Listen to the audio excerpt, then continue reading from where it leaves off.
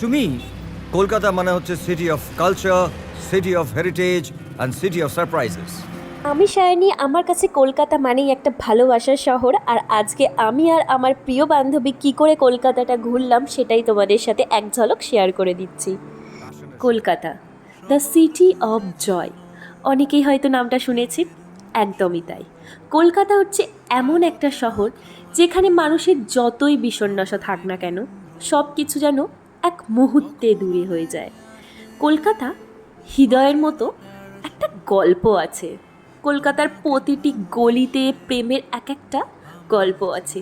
আর কলকাতার রাস্তার ধারে প্রিয় মানুষের সাথে মাটির কাপে চা খাওয়ার যে ব্যাপারটা, সেটা তো না উপভোগ করলে তোমরা কখনো বুঝতেই পারবে না।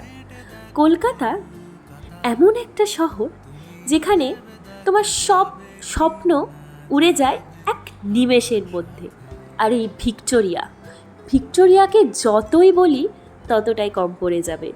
ভিক্টোরিয়ার চারপাশ, ভিক্টোরিয়ার পরিবেশ এতটাই সুন্দর, যেটা আমায় সব সময় মন মুগ্ধ করে।